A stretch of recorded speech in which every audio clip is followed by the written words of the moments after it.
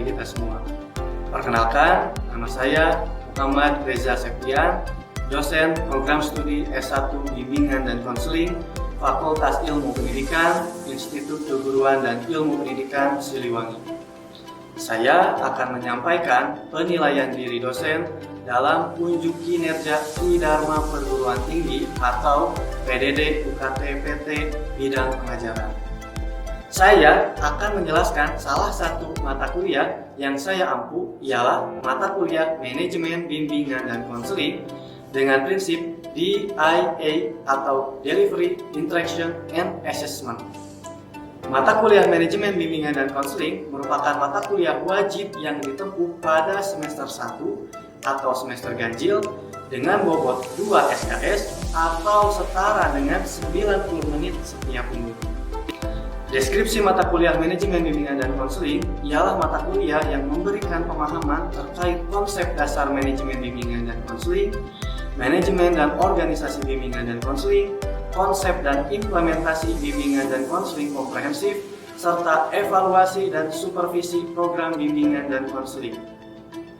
Kompetensi yang diharapkan setelah menempuh mata kuliah Manajemen Bimbingan dan Konseling diuraikan dalam capaian mata kuliah yang mencakup aspek sikap, pengetahuan, serta keterampilan umum dan khusus yang terdiri dari: pertama, mahasiswa mampu menguasai konsep teoretis bimbingan dan konseling. Kedua, mahasiswa mampu menguraikan konsep organisasi dan manajemen bimbingan dan konseling. Ketiga, mahasiswa mampu menguraikan konsep dan implementasi bimbingan dan konseling komprehensif. Keempat, mahasiswa mampu menguraikan prosedur dan evaluasi dan supervisi layanan bimbingan dan konseling. Kelima, mahasiswa mampu menguraikan metode dalam evaluasi dan supervisi layanan bimbingan dan konseling. Terakhir, keenam, mahasiswa mampu menyusun program bimbingan dan konseling komprehensif. Bahan kajian dalam mata kuliah Manajemen Bimbingan dan Konseling antara lain manajemen dan organisasi bimbingan dan konseling, konsep dan implementasi BK komprehensif, serta evaluasi dan supervisi program bimbingan dan konseling. Sistem pembelajaran dalam mata kuliah Manajemen Bimbingan dan Konseling menggunakan blended learning, yakni perkuliahan dilaksanakan secara luring dan penugasan ditugaskan secara daring. Metode pembelajaran yang digunakan mencakup cooperative learning, contextual learning, dan small group discussion. Penilaian dalam mata kuliah Manajemen Bimbingan dan Konseling mencakup kriteria penilaian sebagai berikut: 5% kehadiran, 5% keaktifan, 10% tugas kelompok, 10% tugas individu, 30% ujian tengah semester, dan 40% ujian akhir semester. Berikut adalah pemaparan perkuliahan Manajemen Bimbingan dan Konseling. Oke, Assalamualaikum warahmatullahi wabarakatuh. Waalaikumsalam warahmatullahi wabarakatuh. Selamat pagi, salam sejahtera bagi kita semua. Alhamdulillahirabbil alamin. Teman-teman semua, kita dapat bertemu kembali dalam lanjutan mata kuliah Manajemen Bimbingan dan Konseling. Setelah pada pertemuan pertama kita melaksanakan orientasi perkuliahan, kita mendiskusikan dan juga menjelaskan apa itu manajemen bimbingan dan konseling. Pada pertemuan kali ini kita akan membahas mengenai topik pertama dari manajemen bimbingan dan konseling. Nah, sebelumnya sudah saya share materinya di Google Classroom teman-teman semua. Nah, kemudian kita akan kaji lebih lanjut, kita akan elaborasi lebih lanjut apa itu organisasi dan apa itu manajemen bimbingan dan konseling. Nah, kita akan kupas, kita akan bedah dari mulai istilah sampai nanti praksisnya dalam konteks bimbingan dan konseling. Oke, kita lihat slide-nya teman-teman semua. Di sini ada pandangan organisasi menurut para ahli. Nah, sebelum kita ke para ahli, pasti teman-teman juga kan sudah familiar dengan yang dimaksud dengan organisasi. Coba sebelum kita kaji apa itu organisasi, saya pengen tahu dulu nih teman-teman, dari pandangan teman-teman, apa sih organisasi sepemahaman teman-teman? Coba, apa organisasi? Coba. Menurut saya organisasi itu kayak sekumpulan orang-orang yang memiliki tujuan yang sama. Oke, organisasi itu memiliki tujuan yang sama. Coba kamu apa itu organisasi? Sama, kayak memiliki tujuan yang sama. Kadang juga organisasi itu memiliki apa ya, kayak apa sih? Struktur. Bukan kayak ya struktur. Ya. Terus misalnya ditinggal di suatu daerah. Nah, kayak kesamaan. Ada kesamaan Iya, yang sama. sama. Oke. Untuk Untuk bersama-sama, Ya. untuk mencapai tujuan bersama. Oke, selanjutnya coba apa organisasi menurut kamu? Kalau menurut saya organisasi itu adalah sekumpulan orang, 3 orang atau lebih yang memiliki tujuan yang sama, yang bekerja sama untuk mencapai tujuan itu. Oke, mantap ya. Jadi dari 3 yang menyampaikan pendapatnya dapat diambil benar karena memang bahwa organisasi itu adalah sekumpulan individu untuk mencapai tujuan bersama. Nah, kita lihat tinjau ya teman-teman pandangan para ahli. Di sini ada banyak dari barat sampai ke tokoh nasional atau di Indonesia. Di sini banyak banget organisasi itu secara garis besar merupakan bentuk perserikatan manusia. Kalau perserikatan manusia itu berarti kan terdiri dari banyak ragam individu ya, bukan hanya satu individu, tapi 2 individu atau lebih. Nah, untuk apa? Untuk mencapai tujuan bersama. Jadi organisasi itu ibaratnya semacam wadahnya gitu kan, ibaratnya piringnya lah gitu ya. Nah, di dalam piring tersebut terdapat sekumpulan orang yang berserikat, yang berserikat itu yang berkumpul, tapi bukan hanya berkumpul, tapi ada tujuan yang sama. Nah, kemudian kita lihat nih, pendapat yang kedua di sini selain berkumpul, tapi juga ada kerjasama ya. Nah, ada kerjasama dalam kegiatan kelompok. Ada kerjasama dalam kegiatan kelompok itu berarti ada turunannya ya, ada kegiatan-kegiatan, ada kemudian untuk mencapai tujuannya itu ada suatu hal yang dilakukan. Jadi nggak kemudian hanya berkumpul. Nah, di organisasi itu semuanya memiliki peran, semuanya memiliki kontribusi untuk mencapai tujuan. Nah, yang ketiga teman-teman ya dari pandangannya Prajudi Atmo Sudirjo. Nah, kalau di sini lebih lengkap lagi pandangannya bahwa bukan hanya sekedar wadah, bukan hanya sekedar sekumpulan individu, namun ada struktur seperti tadi disampaikan oleh teman kita. Ada struktur tata hubungan kerja antara kelompok orang pemegang posisi. Nah, dapat disadari atau tidak disadari di organisasi itu ada struktur ya, struktur hierarkis. Nah, mungkin kalau kita tarik dalam konteks kelas, kan ada ketua kelompoknya. Ketua kelompoknya siapa? Nah, ketua kelasnya Zahira. Nah, selain Zahira nanti dibantu ada sekretarisnya barangkali ya, ada bendaharanya dan juga mungkin anggota-anggota yang membantu proses perkuliahan berlangsung. Nah, itu dalam skup yang kecil kelas. Begitupun dalam konteks organisasi yang lebih luas, tentu di sini ada struktur tata pembagian kerja. Nah, ini yang kemudian bagian menghubungi dosennya siapa, yang bagian administrasinya siapa, yang bagian ngumpulin uang nih untuk operasional kelas siapa. Nah, kurang lebih seperti itu teman-teman ya. Nah, jadi teman-teman juga sudah berorganisasi, tapi dalam konteks kelas ya, dalam konteks kelas, dalam konteks proses pembelajaran di kelas, saling membantu, saling mendukung satu sama lain. Nah, pandangan selanjutnya juga sama ya, intinya lebih lengkap di sini dapat disimpulkan ya bahwa organisasi itu ada 2 sekumpulan orang atau lebih, 2 individu atau lebih yang memiliki struktur, yang memiliki tujuan yang sama dan juga memiliki aturan ya. Aturannya biasanya dituangkan dalam anggaran dasar dan anggaran rumah tangga. Jadi ada ADART. Mungkin kalau dalam konteks yang non formalnya bukan aturan ADART, tapi mungkin lebih kepada segenap aturan-aturan nih, aturan perkuliahan yang disepakati dalam orientasi perkuliahan atau dalam konteks yang disepakati dalam proses pembelajaran ini akan seperti apa nih. Nah, itu disampaikan seperti itu. Kurang lebih organisasi secara perspektif teoritis dan juga secara perspektif analogi dari keseharian dapat dipahami. Nah, kita lanjut teman-teman ya. Apa ada saja? Ini di sini ada organisasi perspektif statis dan juga perspektif dinamis, teman-teman ya. Nah, apa sih organisasi dalam perspektif statis dan dinamis itu? Organisasi perspektif statis itu, teman-teman, kaitannya dengan struktur ya, yang tadi sudah disampaikan. Namanya struktur itu kan template, teman-teman, yang mau dimanapun ya seperti itu. Misalkan ada ketua, ada sekretaris, ada bendahara, ada bidang-bidang dan anggotanya, semuanya juga memiliki template seperti itu. Misalkan teman-teman mungkin aktif di organisasi kemahasiswaan, pasti namanya strukturnya itu ketua organisasi, sekretaris organisasi dan juga bendahara organisasi.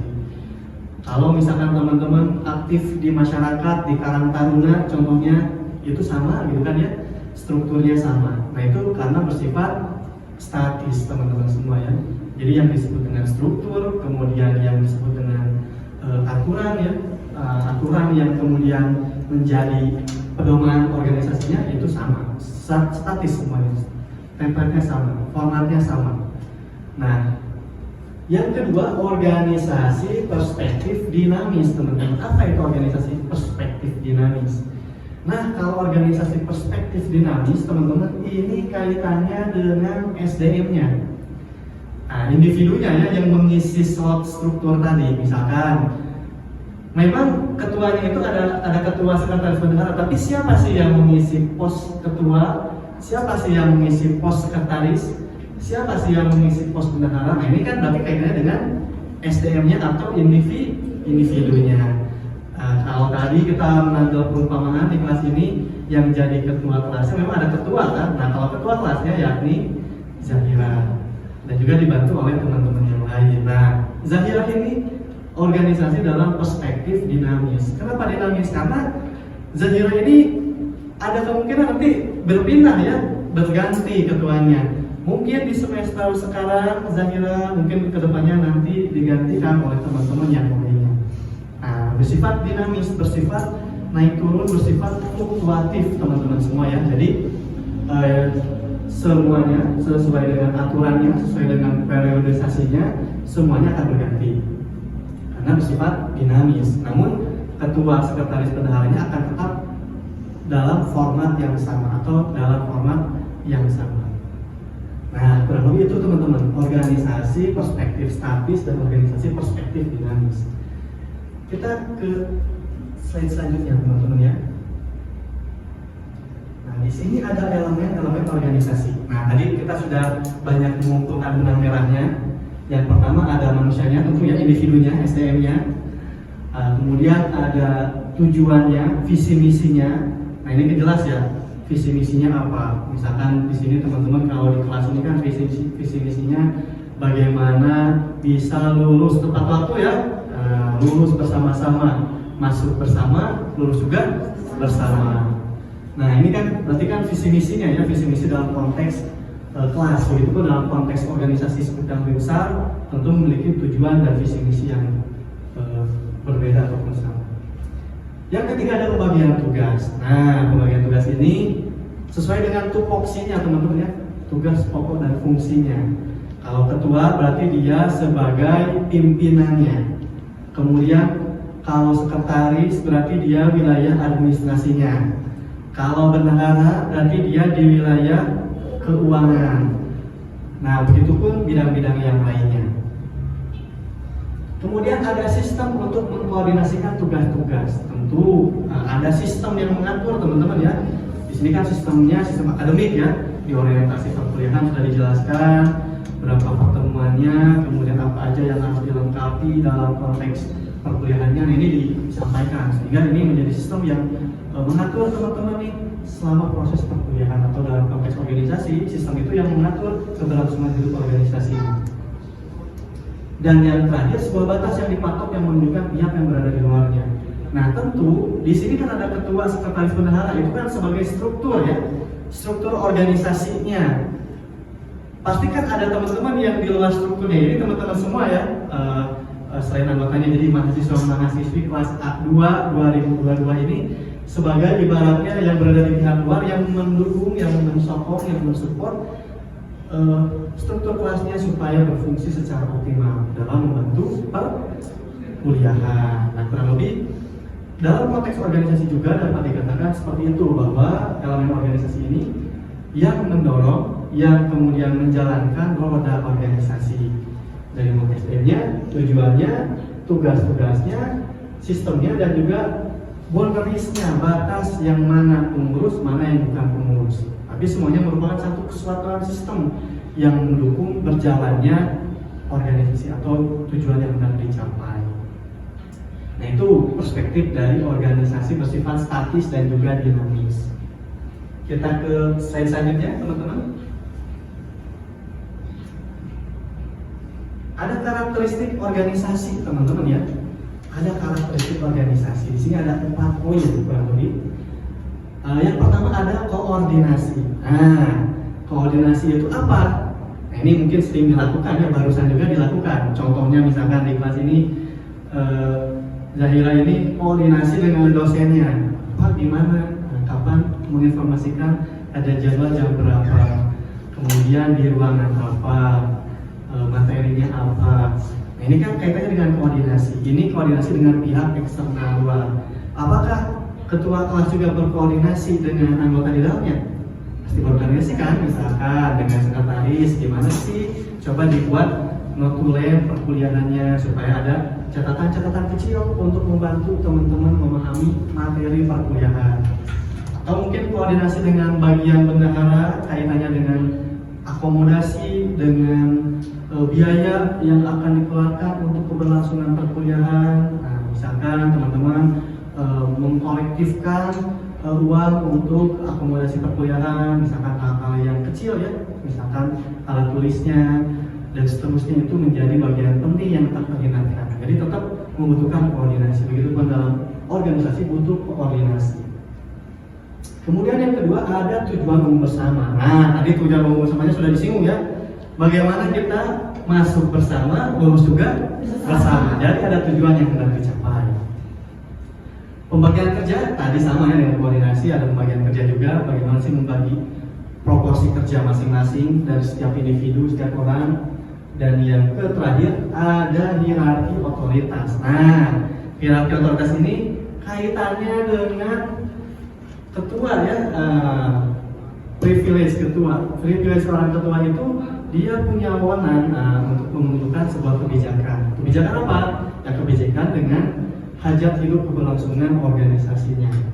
Misalkan kita analogikan lagi yang sederhana di kelas, pasti kan memiliki kebijakan. Di mana misalkan teman-teman ketika kita merumuskan jadwal perkuliahannya yang tidak bentrok ya, tidak bentrok dengan jadwal yang lain, kemudian tidak mengganggu perkuliahan, tidak mengganggu mungkin kehidupan akademis yang lain. Nah, makanya kemudian ada hierarki otoritas, disampaikan kepada ketua kelasnya, disampaikan kepada ketuanya untuk bisa memformulasikan jadwal perkuliahan yang representatif, tidak mengganggu jadwal-jadwal yang lainnya. Kurang lebih seperti itu. Jadi ada kewenangan dari seorang ketua untuk menentukan hajat hidup organisasinya. Kurang lebih seperti itu. Nah, ini teman-teman, kita sudah banyak membahas mengenai organisasi, dari mulai etimologis, kemudian tadi ada elemen, kemudian ada karakteristik. Kita masuk ke materi selanjutnya, yakni apa itu manajemen. Nah, saya yakin juga manajemen ini bukan barang baru. Pasti teman-teman sudah sangat familiar dengan apa itu manajemen. Nah, saya ingin minta pandangannya teman-teman kembali. Apa sih manajemen sesuai dengan pemahaman teman-teman? Coba silakan. Apa sih manajemen?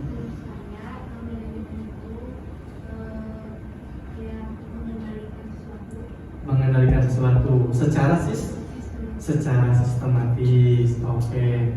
Coba yang di belakang bagaimana? Apa itu manajemen? Kalau menurut saya manajemen itu sebuah pengorganisasian. Jadi kalau misalkan kita melakukan sesuatu itu tertata. Jadi untuk menata, kurang lebih seperti itu. Satu lagi kita ya, pandangan dari Puspa, coba. Jadi kalau menurut saya itu manajemen adalah suatu kegiatan dalam organisasi untuk menghadapi Nah, tujuannya. Nah, oke ya teman-teman, ini dari pandangan tadi sudah on point, sudah mendapatkan poinnya bahwa manajemen itu satu pengaturan, satu pengendalian untuk dilengkapi lagi sama bos saya untuk mencapai tujuan dari organisasi. Ibaratnya organisasi itu sebuah wadahnya, manajemen ini yakni sebuah sistemnya yang membawa ke tujuan yang hendak dicapai. Nah, tentu dengan konteks pengendalian ya, controlling di dalamnya. Dan kita lihat teman-teman ya, dalam perspektif teoritis ini ada 6 pandangan teoritis yang membahas mengenai manajemen. Nah, bagaimana manajemen ini yakni sebuah proses teman-teman ya, sebuah proses dari mulai pelaksanaan sampai tujuan yang tentu diawasi ya. Nah, kemudian juga di sini ada yang mengartikan juga manajemen ini sebagai sebuah sistem pengorganisasian perencanaan dalam memanfaatkan sumber daya manusia.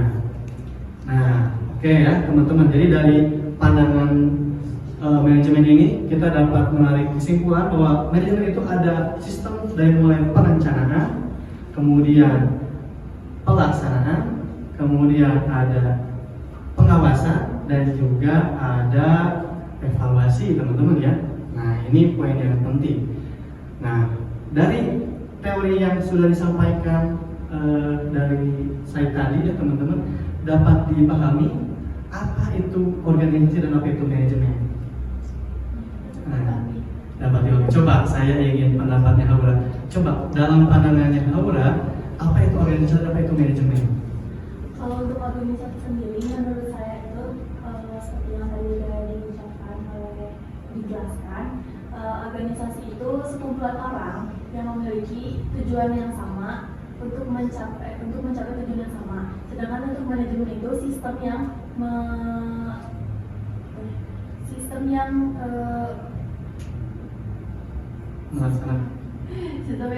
itu buat supaya organisasi itu berjalan. Oke. Mengendalikan supaya organisasi berjalan. Oke ya, jadi poinnya sudah didapatkan bahwa antara organisasi dan juga apa itu manajemen ada titik temunya. Organisasi sebagai sebuah wadahnya dan juga manajemen sebagai sebuah sistemnya. Karena di manajemen ini teman-teman ada fungsinya ya, yang kita kenal dengan POAJ, planning, organizing, actuating, dan juga controlling. Nah, jadi POAJ ini suatu rangkaian yang dilaksanakan dalam organisasi juga. Dimulai dari perencanaan, apa sih yang mau dilakukan, kemudian ada organizing, gimana sih cara mengorganisasinya, kemudian actuating, bagaimana sih pelaksanaannya, dan juga controlling, bagaimana sih pengawasannya. Nah, kurang lebih sistem itu yang dijalankan dalam roda organisasi. Jadi dalam konteks organisasi dan juga manajemen itu merupakan satu kesatuan yang sama, dan juga dalam konteks bimbingan dan konseling itu merupakan sebuah organisasi teman-teman ya, organisasi bimbingan dan konseling di lingkungan sekolah. Jadi di lingkungan sekolah ini menggunakan organisasi BK. Oke teman-teman, demikian materi yang dapat saya sampaikan.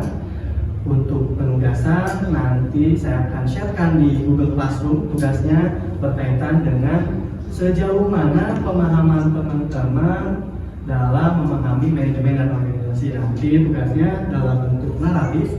Nanti teman-teman silakan mendeskripsikan sesuai dengan pemahaman teman-teman dalam satu halaman. Nanti dikumpulkan di GC.